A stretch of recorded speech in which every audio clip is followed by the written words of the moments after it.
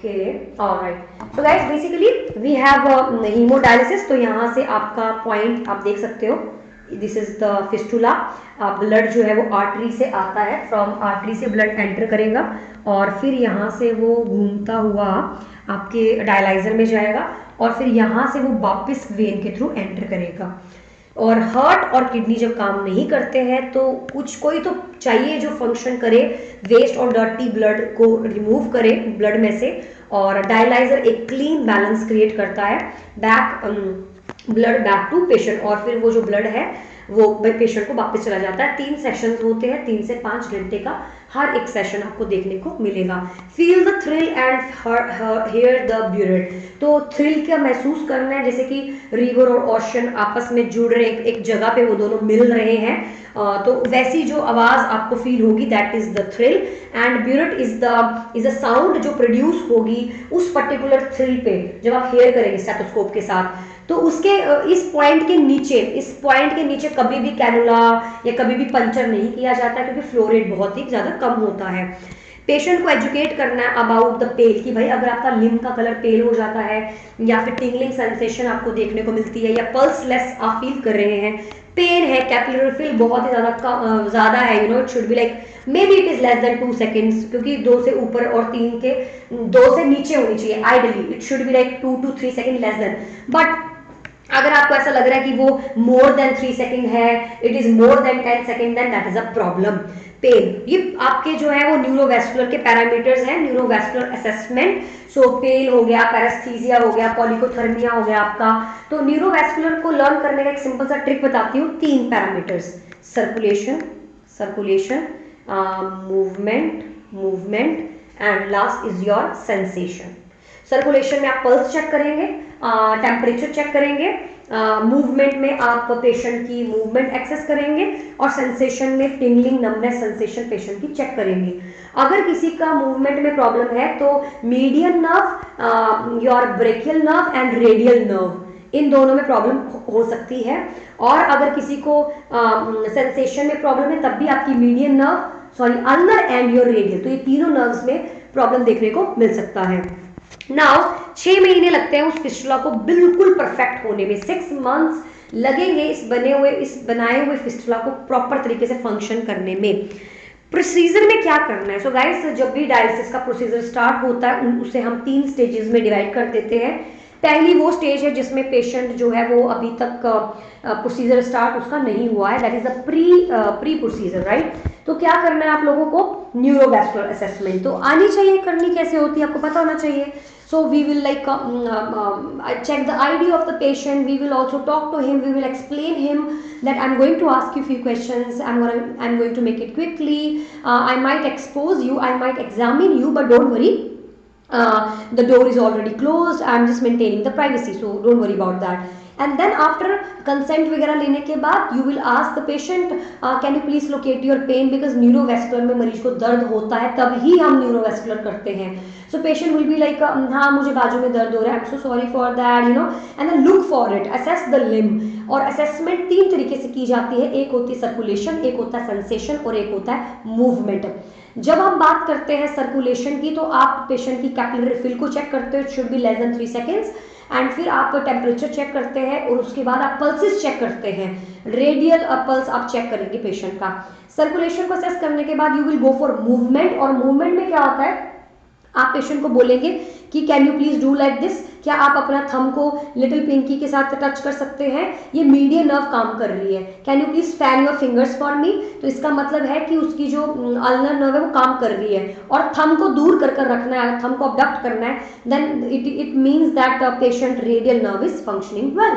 उसके बाद आप सेंसेशन करेंगे. पेशेंट को आइज क्लोज करने के लिए बोलते, we will ask the patient to close their eyes and then we will stroke on all the fingers and all the inner hand, palm को, ऊपर वाले हिस्से को आप क्या करेंगे, ऐसे स्ट्रोक करेंगे और पेशेंट को पूछेंगे क्या आपको सेंसेशन हो रही है. अगर पेशेंट को सेंसेशन नहीं हो रही है, इसका साफ साफ मतलब है कि उसके सेंसेशन में यानी मीडियन नर्व, रेडियल और अल्नर नर्व में से किसी भी एक नर्व में इश्यूज चल रहे हैं. So this is how you will look for neurovascular assessment. Assess the vitals, patient के वाइटल असेस करने बहुत इंपॉर्टेंट होते हैं। Feel the fistula, hear the bruit, तो ये तो पॉइंट बहुत इंपॉर्टेंट है, feel the fistula and hear the bruit. Anticoagulants, okay, tap finding weight, ये सब चेक करना है। पेशेंट किसी प्रकार का कोई फ्लूइड इलेक्ट्रोलाइट वगैरह तो नहीं ले रहा है, ले रहा है तो कैसे है, स्टेटस क्या है उसका, सोडियम का लेवल क्या है, पोटेशियम का लेवल क्या है, कोई फ्लूइड चल रहा है तो कौन सा फ्लूइड चल रहा है, यू नो, ये सब चीजें। अब कोई किसी भी प्रकार का अगर ये मरीज, ये मैं बात कर रही हूँ pre operatively, right, pre operative, sorry, pre procedure, if patient is taking any kind of medication, that is very important to know, because dialysis में सारी दवाइयों का जो असर होगा वो बिल्कुल जीरो के बराबर हो जाएगा और मरीज को लगेगा कि मैंने दवाई खाई है, लेकिन दवाई असर नहीं करेगी। इसीलिए मेक श्योर करना है कि आपको जो टैबलेट्स डायलिसिस के दौरान नहीं खानी है वो ध्यान रखनी है, क्योंकि डायलिसिस के दौरान उनका जो असर है वो अपने आप ही जीरो के बराबर हो जाएगा। सो डायरेटिक्स, वेसोडाइलेटर, एंटी-जी, digoxin, antibiotics, vitamin B, C, folic acid, ये बिल्कुल काम नहीं कर रहे एक तरीके से, तो आप लोगों को बताना कि भाई जरूरत ही नहीं है, यू नो, जरूरत नहीं है, अभी मत लो इनको, होल्ड कर दीजिए इन्हें। इंट्रा प्रोसीजर, अब प्रोसीजर के दौरान जब पेशेंट प्रोसीजर कर रहा, पेशेंट की डायलिसिस हो रही है, उस दौरान क्या बातें ध्यान में रखनी है गाइस। 2 नीडल इंसर्ट की जाती है, आप सबको पता है, एक आर्टरी में और एक वेन में। आर्टरी में ऐसा लगता है कि आर्टरी में ब्लड जाता होगा, नहीं गाइस, आर्टरी में ब्लड नहीं जाता है, आर्टरी से ब्लड लिया जाता है, वेन में डाला जाता है, ऐसा होता है, okay. So monitor the patient vital labs, neuro changes, cramps, machine, rate flow, medication, सब ध्यान में रखना है। एंटीकोगुलेंट जो है वो पेशेंट को, जो एंटीकोगुलेंट्स हैं वो बेड के साइड में रखें, protamine sulphate, because patient might get bleed, और अगर पेशेंट ब्लीड करता है that is a red flag for us. So we will make sure that कि हम बेड साइड प्रोटामाइन सल्फेट रखें ताकि ब्लीडिंग से उसे प्रिवेंट किया जा सके। Now guys, post surgery, after the surgery, what all measures we need to make sure, more than bleeding, अगर जैसे आपको पता है अगर ब्लीडिंग के जो सेकंड्स है वो 30 सेकंड से ज्यादा ब्लीड कर रहा है, that is a problem, okay, that is not fine for us, notify to the provider, okay, compare the vital sign, lab values and weight of the patient, do feel faint, then complication में patient जा सकता है, तो आपको पता लगाना है कि पेशेंट को फेंटिंग तो नहीं हो रही है, ये कैसे पता लगेगा। तो गाइस इसीलिए हीमोडायलिसिस या डायलिसिस के बहुत इंपॉर्टेंट पॉइंट है, आपको इनके कॉम्प्लिकेशंस का पता होना, it is very important. So let's start studying the complication of haemodialysis. Okay, the number 1 basically is vascular access. तो गाइस जैसे कि मैंने आपको बताया कि जब फिस्टुला बन जाता है तो ज्यादातर जो आर्टीरियल ब्लड है वो बाहर की तरफ डायलाइजर की तरफ आ जाता है, और डायलाइजर से फिर वो ब्लड जो है वो आपके वेन में एंटर करता है।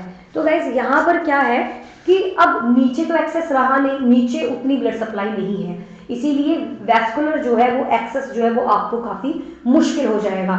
सो loss of access, carry heavy objects नहीं कैरी करने हैं, क्योंकि ये कॉम्प्लिकेशन है, वीनस जो आपका वैस्कुलर का जो एक्सेस है वो मिल नहीं रहा है, इसीलिए आपको हैवी ऑब्जेक्ट्स बिल्कुल कैरी नहीं करने हैं। थ्रोम्बोसिस के चांसेस बढ़ जाते हैं, स्टेनोसिस के चांसेस बढ़ जाते हैं, और टीयर फट भी सकती है, ब्लड वेसल एनेरिज्म हो सकता है और वो फट भी सकती है, उसमें टीयर हो सकता है। तो ये कुछ कॉम्प्लिकेशंस है आपके वैस्कुलर एक्सेस ना मिलने के। नेक्स्ट गाइस, जो दूसरा साइन होता है दैट इज इन्फेक्शन। डायलिसिस वाले मरीज कई बार कॉम्प्लिकेशन में जा सकते हैं जिनमें उन्हें इन्फेक्शन हो सकता है। तो वैस्कुलर एक्सेस इन्फेक्शन पेशेंट को हो सकता है, अंडरलाइन इन्फेक्शन कोई ऑलरेडी बॉडी में है और इम्यूनिटी वीक हो गई है और उसको इन्फेक्शन हो गया, सो ऐसा भी हो सकता है। तीसरा जो कॉम्प्लिकेशन दैट इज ब्लीडिंग, जो मैंने आपको थोड़ी देर पहले बताया था कि ब्लीडिंग बहुत ही कॉमन कॉम्प्लिकेशन है, haemorrhage bleeding, hypotension, bleeding from the access point, क्योंकि सोचो आर्टरी वेन के अंदर, आर्टरी से ब्लड डायलाइजर में जा रहा है और फिर डायलाइजर से वेन में, तो जाहिर सी बात है ओपन सर्किट है बॉडी में, नॉर्मली बॉडी में क्लोज सर्किट है, इसीलिए कोई ब्लीडिंग का चांस नहीं है, बट आपने तो ओपन सर्किट क्रिएट कर दिया है ना, इसीलिए नाउ देयर चांसेस कि भाई पेशेंट ब्लीड कर सकता है, हाइपोटेंशन में जा सकता है, इसीलिए change the rate administer fluid. तो आप जो भी पेशेंट को फ्लूइड दे रहे हैं, ये साइड में जो चल रहा है उसका रेट जो है अकॉर्डिंग टू दैट आप पेशेंट को मैनेज कर सकते हैं। Then after we have muscle cramp. So guys I have notice a lot of time, जब भी हमारे डिपार्टमेंट में कार्डियक के अंदर कभी भी पेशेंट को डायलिसिस वगैरह पे डालते थे तो लेग क्रैम्प्स आना, एकदम से मसल खिंच जाती थी पेशेंट की। तो ऐसे से बड़े कॉमन सिम्टम आपको पेशेंट को देखने को मिलेंगे। तो हम उन्हें पता क्या बोलते हैं, हम उन्हें कहते हैं कि प्लीज आप बेड से मत उठना, मैं जितने भी आपके जो भी चीजें आपकी आपका जैसे ग्लासेस हो गए, आपकी मेडिकेशन हो गए, जो भी आपकी बुक्स वगैरह है, जो भी आप लेकर आए हो, वो सब हम आपके बेड साइड रख देंगे, आप कृपया करके मत उतरना नीचे बेड से। अगर आपको उतरना है तो आप हमें आवाज लगा देना, हम यहीं पे ही हैं। इस प्रकार से मेंशन करते हैं, बिकॉज पेशेंट को लेग क्रैम्प्स हो गए, मसल क्रैम्प्स हो गए और डिजीनेस बहुत कॉमन देखने को मिलती है। Check labs, give medication, gentle stretch जो है वो आप पेशेंट को करने को बोल सकते हैं। Nausea vomiting very common, very very common, तो इसलिए पेशेंट को एंटी एमेटिक्स भी हम आईवी चैम्बर में डाल सकते हैं साइड बाय साइड। जो पेशेंट को डायलिसिस हो रही है तो आप एक तरफ एंटीबायोटिक्स जो पेशेंट को दे सकते हैं। And then after guys we have disequilibrium syndrome. इसका नाम तो आपने काफी कॉमनली सुना होगा, डिसइक्विलिब्रियम सिंड्रोम। ये एक ऐसा सिंड्रोम होता है जो कि फर्स्ट सेशन में आपको देखने को मिलेगा। 3 सेशन टोटल होते हैं डायलिसिस के। पहले सेशन में आपको डिसइक्विलिब्रियम सिंड्रोम जो है वो देखने को मिलेगा, जिसमें BUN की मात्रा बहुत ही ज्यादा कम हो जाती है, क्योंकि सब कुछ ही सफाई कर दिया आपने सो फास्ट कि सेरेब्रल एडीमा ICP पेशेंट का बढ़ सकता है। एकदम से फ्लूइड का कम हो जाना, एकदम से फ्लूइड का आ जाना, तो ये बॉडी को जो है वो सेरेब्रल एडीमा लीड कर सकता है। इलेक्ट्रोलाइट एकदम से कम हो जाना, एकदम से BUN का कम हो जाना, तो ये सब चीजें जो है वो कॉम्प्लिकेशन दिखा सकती हैं। एंड इसके अंदर मरीज 3 सिम्टम दिखाता है। पहला है हमारे पास कंफ्यूजन, दूसरा है लॉस ऑफ कॉन्शियसनेस और तीसरा है सीजर। ये 3 सिम्टम आपको डिसइक्विलिब्रियम सिंड्रोम के अंदर देखने को मिल सकते हैं, जो कि एक कॉम्प्लिकेशन है आपके हीमोडायलिसिस की। Now guys, we are going to discuss about peritoneal dialysis। और जो लोग भी आईसीयू में काम करते हैं उनको तो बहुत ही ज्यादा क्लैरिटी से समझ में होगा ये topic, peritoneal dialysis. So guys we don't wait for 6 महीना, हम लोग इतना इंतजार नहीं कर सकते, हम लोग 6 महीने का नहीं इंतजार कर सकते हैं, हमें जल्दी से अब भी इमीडिएटली, इसीलिए आईसीयू के अंदर ज्यादातर जो है वो पेरिटोनियल डायलिसिस की जाती है। और ये तो हमारा हर तीसरा चौथा पेशेंट को पेरिटोनियल डायलिसिस लगा ही होता था। तो it's very common in ICU because it is emergency dialysis. Okay okay, so indications क्या है? डिफिकल्टी विद वैस्कुलर एक्सेस, नहीं मिल पा रहा, एक्सेस ही नहीं है, वेन्स ही नहीं है, मिल नहीं पा रही है ढंग से, उतनी मोटी वेन, लार्ज जो वेन चाहिए वो नहीं मिल पा रही है। ओके, और अनस्टेबल, पेशेंट को बीपी बहुत ऑल्टर्ड है, एंटीकोगुलेंट चल रहे हैं, कुछ कोई सॉल्यूशन ही नहीं, चलने हैं उसको वो, और पेशेंट जो अनस्टेबल है, तो उस केस में we can go for it. Increase independence, stay at home. Okay, तो ये जो है इंडिपेंडेंस जो है वो इंक्रीज करता है, स्टे एट होम पेशेंट जो है वो आप कर सकते हैं, पेरिटोनियल जो डायलिसिस है वो। सो ये इंक्रीज करता है इंडिपेंडेंसी और पेशेंट जो है वो आराम से अपना घर पे स्टे कर सकता है। पेरिटोनियम, इसको समझने से पहले हमें थोड़ी सी एनाटॉमी पता होनी चाहिए। पेरिटोनियम एक लेयर होती है जो कि पूरे ट्रंक को कवर करती है, पूरे ट्रंक को बाहर से कवर करती है, जस्ट लाइक एक टॉफी का जो बाहर का जो छिलका है, that is a peritoneal covering. Okay, उसके अंदर टॉफी और उस टॉफी और उस कवरिंग के बीच में स्पेस है, राइट? तो वो जो स्पेस है that is your cavity, peritoneal cavity. तो कोई एक चीज, उसके ऊपर की कवरिंग और उस चीज और उस कवरिंग के बीच का जो स्पेस है that is your peritoneal cavity. ये एक सेमी परमिएबल मेम्ब्रेन होती है जो कि अपने आसपास में से चीजों को निकलने देती है, रिलीज होने देती है, तो ये उस प्रकार की लेयर है। सुप्राप्यूबिक कैथेटर, तो गाइस एक कैथेटर इंसर्ट किया जाता है। Okay, let me show you. So यहाँ पर आप देख सकते हैं सुप्राप्यूबिक कैथेटर सर्जरी कर इमीडिएट यूज के लिए हमने डाल दिया। आपने यहाँ पे कैथेटर इंसर्ट कर दिया।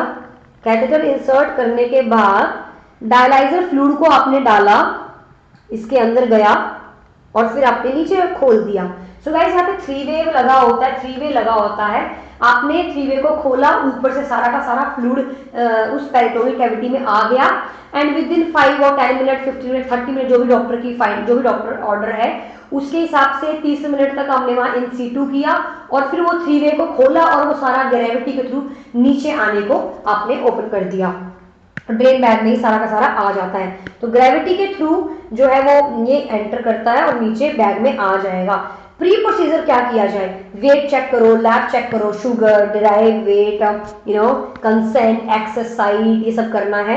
और कॉन्टिन्यूस एम्बुलेटरी पेरिटोनियल डायलिसिस भी होती है और ऑटोमेटेड पेरिटोनियल डायलिसिस भी होती है। मतलब 2 प्रकार के डायलिसिस होते हैं। जो कॉन्टिन्यूस एम्बुलेटरी पेरिटोनियल डायलिसिस होती है वो एवरी डे की जाती है, 5 से 4 बार की जाती है एक दिन में। मोबाइल ग्रेविटी पेशेंट हिल डुल सकता है और ये हर रात की जाती है 8 से 10 घंटे के लिए। सो गाइस ज्यादातर जो है वो आप देख सकते हैं 4 to 5 टाइम्स मोबाइल ग्रेविटी थोड़ी नॉर्मल है, और जो एवरी नाइट आप कर रहे हो 8 से 10 घंटे की कॉन्टिन्यूअस यही की जाती है मोस्टली आईसीयू के अंदर। हम लोग वैसे तो 24 आवर करते हैं, बट जब डॉक्टर को लगता है कि हाँ इसके जो एबीजी एनालिसिस है उसमें अब चीजें बैलेंस हो रही हैं तो स्टॉप भी की जा सकती है। इंट्रा प्रोसीजर क्या करें, वाइटल चेक करो। थ्रू आउट द प्रोसीजर हम लोग वाइटल चेक करते हैं, लीकेज वगैरह तो नहीं है, क्योंकि लीकेज होने से वो फ्लूइड अंदर नहीं रुकेगा प्रॉपर्ली, वो लीक करेगा, कुछ और कॉम्प्लिकेशन भी हो सकती है। प्रॉपर टेक्निक यूज करना, इनटेक आउटपुट चार्ट मेंटेन करना, एसेस द ड्रेनेज का कलर कैसा है, पेल है, क्लियर है, येलो है, कैसा है, और हमेशा वार्म सॉल्यूशन पेशेंट को देना है, वेरी वेरी इंपॉर्टेंट। ठंडा सॉल्यूशन देने से पेशेंट को हाइपोथर्मिया में पेशेंट जा सकता है। एंड आई थिंक जब बहुत ही ज्यादा इन्फेक्शन होता है, बहुत ही ज्यादा फीवरिश होता है पेशेंट, तब हम लोग क्या करते हैं, पेशेंट को जो है वो नॉर्मल या थोड़ा ठंडा फ्लूइड जो पेशेंट को दे सकते हैं टेम्परेचर कम करने के लिए, बट ज्यादातर वार्म ही दिया जाता है या फिर नॉर्मल। पोस्ट प्रोसीजर क्या किया जाए, सेम चीजें कैथेटर केयर, फीवर, ये सब नोटिस करना है, पेशेंट को नहीं होना चाहिए। Guys complication, infection, very very very common complication. Guys कौन मुझे बताएगा what are the symptoms of peritonitis, what are the 3 main symptoms of peritonitis? Yes, Roshni? Fever, tachycardia,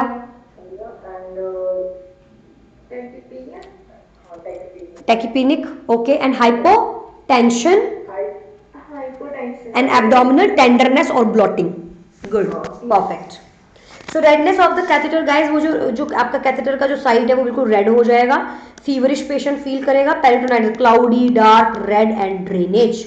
hyperglycaemia, hypertonic fluid, why हम यूज करते हैं इसलिए हाइपरग्लाइसीमिया में भी patient जा सकता है, क्योंकि वो जो पेरिटोनियल फ्लूइड होता है वो कई बार बहुत ही हाइपरटोनिक भी हम यूज करते हैं, तो उस केस में आपका पेशेंट जो है वो हाइपरग्लाइसीमिया में जा सकता है। पेशेंट की एजुकेशन क्या करनी है, क्लीनिंग करनी है, okay, washing hands, soap and water, and aseptic techniques, connecting and disconnecting. What is aseptic technique guys? What is aseptic?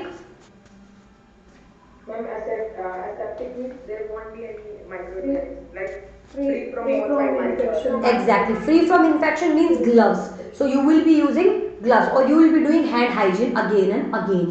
So ये आप this procedure is more like a aseptic task. Yes, what? Ma'am, this procedure is more like likely same like a aseptic task. हाँ, tapping भी है, पर tapping में हम एकदम से डालकर आउट कर लेते हैं जो कंटेंट ऑलरेडी है, लेकिन पेरिटोनियल डायलिसिस में हम फ्लूइड पहले डालते हैं पेशेंट के अंदर, उसके बाद उस फ्लूइड को बाहर निकाला जाता है।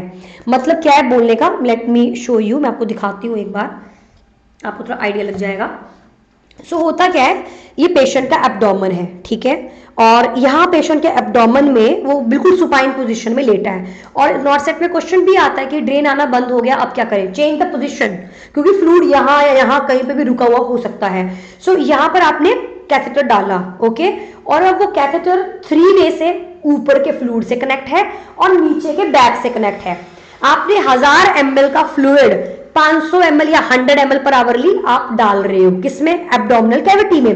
150 ml लिया, 150 ml डाल दिया, फिर आपने 15 मिनट वेट किया और फिर 3 वे को खोलकर आपने सारा का सारा फ्लूइड नीचे आने दिया। तो जितना भी आपका uric acid, urea, high potassium, sodium, calcium chloride, जो भी, क्योंकि पेरिटोनियल कैविटी खुद में एक सेमी परमेबल मेम्ब्रेन है, तो एक तरफ आपका हाइपरटोनिक है, और आपको पता होगा कि जब हम हाइपरटोनिक फ्लूइड देते हैं वो क्या कर लेता है, खींच लेता है, सब कुछ खींच लेगा, राइट। तो उसने वो सक कर लिया, खींच लिया और बॉडी से बाहर हमने फेंक दिया। तो यहाँ पर अब डॉक्टर बोलता है हमेशा नेगेटिव बैलेंस करना है, यानी कि ज्यादा आना चाहिए, डाला 100 डाला बट 150 आना चाहिए। तो 150 का मतलब क्या है, बैलेंस क्या है, नेगेटिव, -50। तो वो -50 क्या है, वो कंटेंट है जो एक्सेस था बॉडी के अंदर। टैपिंग हम इमरजेंसी में भी कर सकते हैं, डायरेक्ट डाला, एस्पिरेट किया, और मतलब यहां से हमने पुश किया, थोड़ा सा NS 10-15 ml पुश किया और फिर घुमाकर वहां से खींच लिया, फिर पुश किया, फिर यहां से खींच लिया, या फिर हम डायरेक्ट पंचर कर कर एस्पिरेट कर रहे हैं फ्लूइड को, या फिर हम क्या करते हैं, प्रॉपर पेरिटोनियल डायलिसिस करते हैं, जिसमें हम फ्लूइड को ऊपर कनेक्ट करते हैं, फिर वो फ्लूइड घूमता घूमता पेरिटोनियल में जाएगा, फिर वहां पे वो पूरा डायलाइजिंग इफेक्ट सेमी परमिएबल की मदद से होगा, और फिर ओपन कर दोगे और कंटेंट नीचे आ जाएगा।